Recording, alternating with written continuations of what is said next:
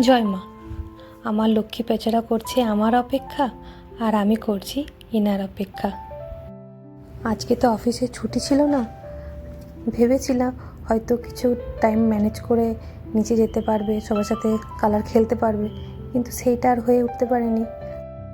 আর বাচ্চাদের এইভাবে অবস্থা দেখে আমি ওনাকে বলেই ফেললাম, এসো তো 2 মিনিট বাইরে।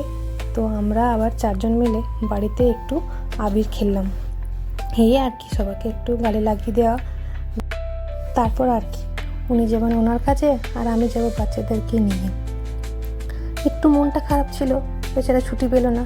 ছুটি পেলে হয়তো সবাই মিলে খুব আনন্দ করতাম নিচে গিয়ে। তো যাই হোক, আর মন খারাপের দরকার নেই। আর বলে গেলাম লাঞ্চ রেডি আছে, খিদে পেলে খেয়েও। তারপর আমরা করলাম ফটোশ্যুট করার পর বাচ্চাদেরকে নিয়ে গেলাম আমি নিচে গিয়ে আমরা একটু মজা করলাম। তারপর যা কালার আমরা মেখেছিলাম একে অপরকে চিনতেই পারছিলাম না।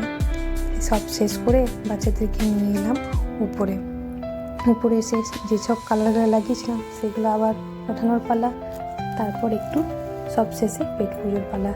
তো আজকে আমার হোলি স্পেশাল লাঞ্চে ছিল কড়াইশুঁটির কচুরি, আলুর দম আর বাড়ির তৈরি সন্দেশ। ঠিক আছে, তবে আজ যাই, পরে আবার কথা হবে। জয় মা।